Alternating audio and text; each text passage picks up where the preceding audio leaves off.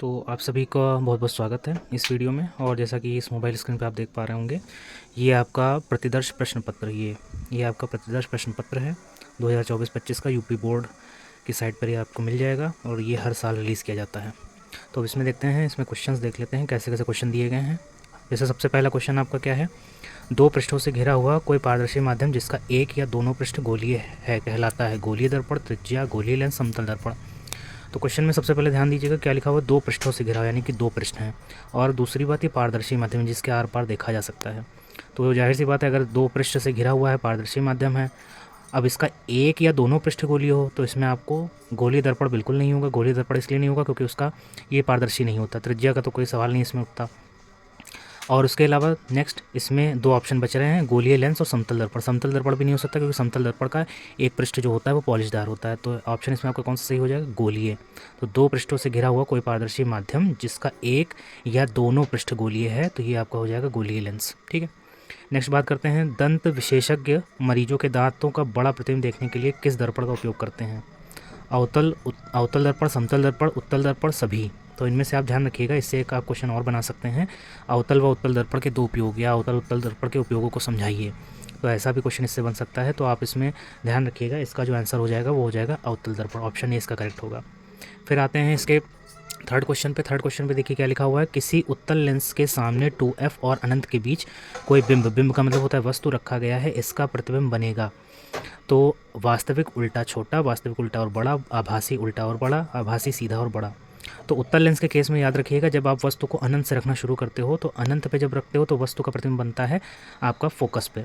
ठीक है, अब यहाँ पर आपका जो फोकस पे पहला प्रतिबिंब बनता है, लेकिन अगर हम इसमें पूछा गया है ये कि प्रतिबिंब जो बनेगा वो किस प्रकार का बनेगा, और वस्तु को हम अनंत और 2f के बीच में रख रहे हैं, तो जब आप अनंत और 2f के बीच में रखते हो तो प्रतिबिंब इसका पहली बात वास्तविक होता है, उल्टा होता है और वस्तु के आकार से छोटा होता है। ठीक है, तो इस वाले में आपको आप इसमें उत्तल लेंस की समस्त 6 स्थितियों को एक बार ज़रूर ध्यान दे दीजिएगा, उसको आप एक बार देख लीजिएगा, किरण आरेख वगैरह।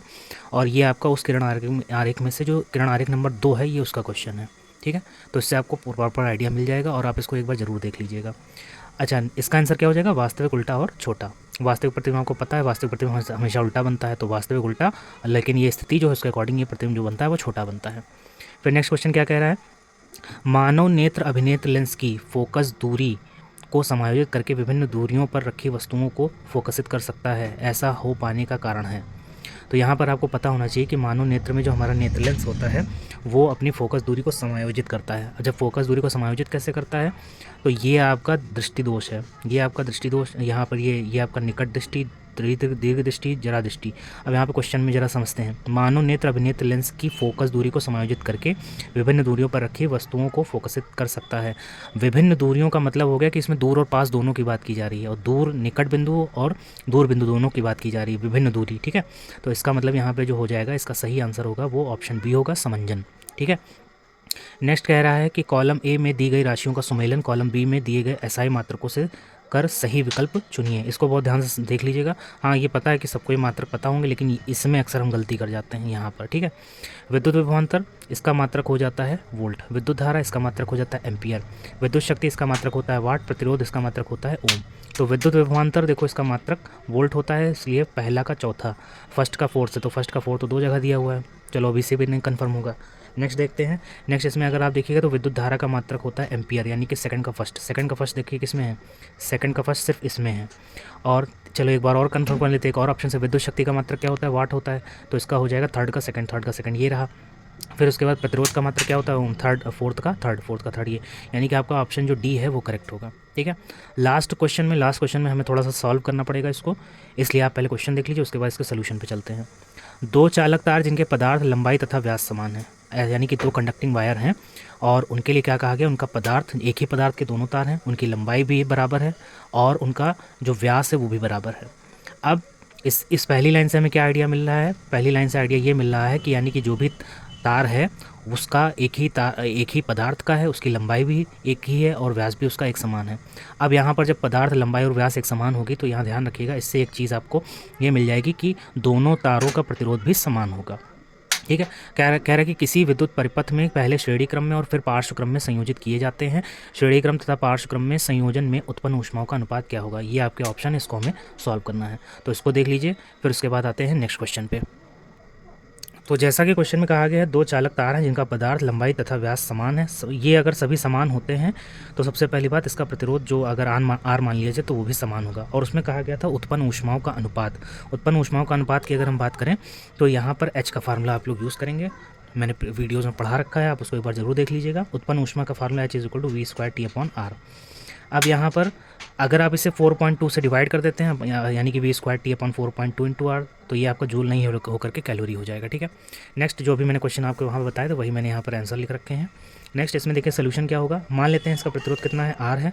तो अगर श्रेणी क्रम में जोड़ेंगे तो श्रेणी क्रम में जोड़ने पर तुल्य प्रतिरोध का मान कितना हो जाएगा, आर एस। एस का मतलब सीरीज़ से है, तो सीरीज़ कॉम्बिनेशन में आप प्रतिरोध को डायरेक्ट जोड़ देते हैं, तो आर प्लस आर 2R हो जाएगा, 2R ओम हो जाएगा। इन्हीं प्रतिरोधों को अगर समांतर क्रम में जोड़ा जाए तो समांतर क्रम में जोड़ने पे कितना हो जाएगा, तो समांतर क्रम में अगर हम जोड़ें तो ये आपका 1/r और 1/r 1/r, जब इसको आप सॉल्व करेंगे तो यहाँ पे 1 + 1/r आएगा। और p मतलब पैरेलल, यानी कि समांतर क्रम में जो तुल्य प्रतिरोध आ जाएगा वो इसका व्युत्क्रम कर दीजिए, तो r/2 आ जाएगा। उत्पन्न ऊष्माओं का अनुपात कितना हो जाएगा, तो H1 की वैल्यू आपकी हो जाएगी v²T/RS जब श्रेणी क्रम के लिए होगा, और H2 is equal to v²T/RP जब ये समांतर क्रम के लिए होगा। फिर उसके बाद नेक्स्ट क्या करना है, नेक्स्ट इन्हीं दोनों का अनुपात निकाल लीजिए, यही उत्पन्न ऊष्माओं का अनुपात होगा।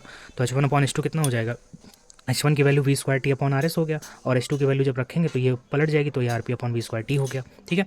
नेक्स्ट दोनों का अनुपात जब सॉल्व करेंगे तो ये यहाँ पर क्या हो जाएगा, ये पूरी वैल्यू कैंसिल, आपका बचा कितना, RP/RS। RP की वैल्यू हम जो हमने क्वेश्चन बनाई वहाँ से रख लेंगे, r/2। RS की वैल्यू कितनी है, वो 2R है। रख करके जब आप इसको सॉल्व करेंगे तो यहाँ पे R से R कैंसिल हो जाएगा, और H1/H2 या H1/H2 जो आएगा वो 1:4 आएगा। ठीक है। लास्ट क्वेश्चन देख लेते हैं इसमें। अच्छा, इस ऑप्शन कौन सा ये भी देख लेते हैं।